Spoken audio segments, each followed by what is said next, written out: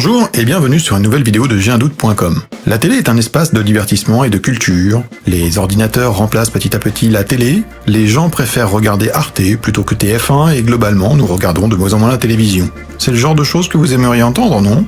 La vérité est pourtant tellement loin de cette gentille vision. Essayons de voir ça sous un autre angle. Vous vous souvenez tous de ce que vous étiez en train de faire le 11 septembre 2001 au moment où vous avez vu ces avions se cracher dans les deux tours. Pourquoi? Parce qu'une expérience traumatique ouvre les portes de la mémoire. Notre cerveau fonctionne comme ça, qu'on le veuille ou non. Et c'est exactement ce que la télé utilise pour rendre nos cerveaux disponibles pour mémoriser des messages publicitaires. Vous croyez que la télé est là pour nous divertir et nous informer? Mais avez-vous remarqué l'augmentation considérable de violence dans les films, les journaux ou même certaines émissions? Avez-vous remarqué que souvent la pub arrive pile au moment les plus stressants? Rien de ceci n'est dû au hasard. Tout ça est calculé. Soyons réalistes. À la base, le métier de TF1, c'est d'aider Coca-Cola, par exemple, à vendre son produit. Pour qu'un message publicitaire soit perçu, il faut que le cerveau du téléspectateur soit disponible. Et nos émissions ont pour vocation de le rendre disponible, c'est-à-dire le divertir, le détendre, pour le préparer entre deux messages. Ce que nous vendons, c'est du temps de cerveau humain disponible.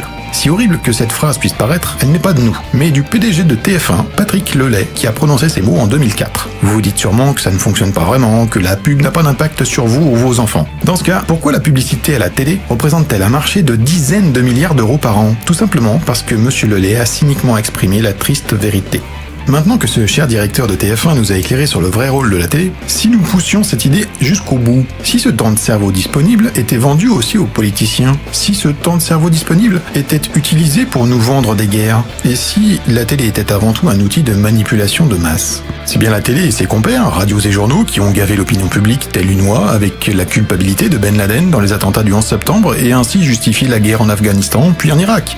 Toujours la télé et ses gourous qui nous ont vendu la pacification de la Libye et aujourd'hui de la Syrie. Et l'opinion publique, ainsi mentalement préparée, était majoritairement d'accord, à chaque fois. Ce ne sont ici que quelques exemples, mais il y en a tellement d'autres. La télé est un outil puissant, mais entre de telles mains, c'est une arme de manipulation massive. Elle nous matraque que le bonheur est dans la possession, nous vendant des produits dont nous n'avons pas besoin. Elle met de côté les alternatives et leurs défenseurs, ne nous laissant que la résignation. Elle favorise les programmes abrutissants et tardifs, augmentant l'échec scolaire de nos enfants. Elle se multiplie dans nos foyers, nous isolant les uns des autres. Elle caricature les classes sociales et les communautés, nous tournant les uns contre les autres. Elle glorifie la bêtise, faisant de quelques abrutis des célébrités éphémères. Elle banalise la violence, la rendant moins grave et l'augmentant au quotidien. Elle banalise le sexe, amenant à l'hypersexualisation et la sexualité précoce de nos enfants. Enfin, elle vole un temps considérable de notre vie. Saviez-vous qu'en 2011, la moyenne des heures passées devant la télé était de 3h47 par jour? Rendez-vous compte que sur une vie de 80 ans, cela représente près de 11 ans non-stop devant un écran. Et qu'en est-il de nos enfants?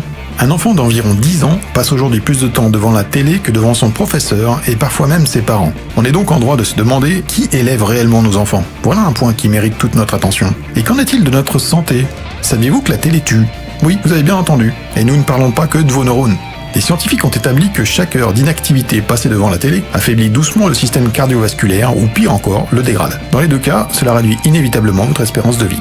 Alors que faire? Éteindre sa télé? La jeter? Non, inutile d'aller jusque-là. Il y a malgré tout des documentaires intéressants, des films de qualité ou des émissions éducatives. Il ne tient qu'à nous de sélectionner nos programmes. Nous vous conseillons à ce propos de rechercher sur YouTube TV Lobotomie, la vérité scientifique sur les effets de la télévision, et de regarder la conférence de Michel Desmurger, remplie d'informations très importantes sur le sujet, ou mieux encore, de lire son livre. Regardez ensuite les documentaires Le temps de cerveau disponible, ainsi que Le cerveau et ses automatismes, disponibles sur notre site. Nous vous incitons également à vous renseigner sur qui sont les actionnaires des grandes chaînes. Toutes ces informations vous permettront de prendre le recul nécessaire avec votre écran et d'en reprendre le contrôle, car sans cela, c'est l'écran qui vous contrôle. Informez-vous et conseillez à votre entourage d'en faire de même.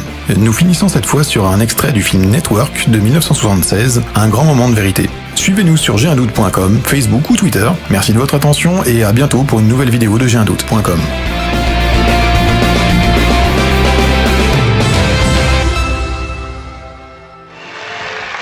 George Ruddy died today. Edward George Ruddy was the chairman of the board of the Union Broadcasting Systems, and he died at 11 o'clock this morning of a heart condition, and woe is us. We're in a lot of trouble.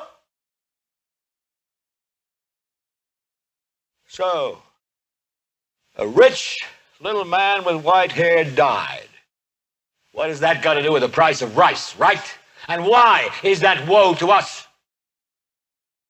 Because you people and 62 million other Americans are listening to me right now because less than 3% of you people read books. Because less than 15% of you read newspapers. Because the only truth you know is what you get over this tube. Right now, there is an entire generation that never knew anything that didn't come out of this tube. This tube is the gospel, the ultimate revelation. This tube can make or break presidents, popes, prime ministers. This tube is the most awesome goddamn force in the whole godless world. And woe is us if it ever falls into the hands of the wrong people. And that's why woe is us that Edward George Ruddy died. Because this company is now in the hands of CCA, the Communication Corporation of America. There's a new chairman of the board, a man called Frank Hackett, sitting in Mr. Ruddy's office on the 20th floor. And when the 12th largest company in the world controls the most awesome goddamn propaganda force in the whole godless world, who knows what shit will be peddled for truth on this network? So you listen to me. Listen to me. Television is not the truth. Television is a goddamn amusement park. Television is a circus, a carnival, a traveling troupe of acrobats, storytellers, dancers, singers, jugglers, sideshow freaks, lion tamers, and football players. We're in the boredom-killing business. So if you want the truth, go to God. Go to your gurus. Go to yourselves. Because that's the only place you're ever going to find any real truth. But man, you're never going to get any truth from us. We'll tell you anything you want to hear. We lie like hell. We'll tell you that Kojak always gets the killer and that nobody ever gets cancer in Archie Bunker's house. And no matter how much trouble the hero is in, don't worry, just look at your watch. At the end of the hour, he's going to win. We'll tell you any shit you want to hear. We deal in illusions, man. None of it is true. But you people sit there day after day, night after night, all ages, colors, creeds.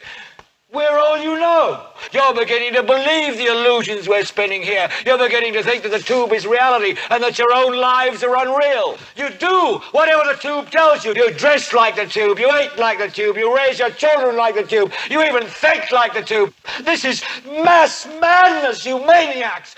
In God's name, you people are the real thing. We are the illusion. So turn off your television sets. Turn them off now. Turn them off right now. Turn them off and leave them off. Turn them off right in the middle of the sentence I'm speaking to you now. Turn them off.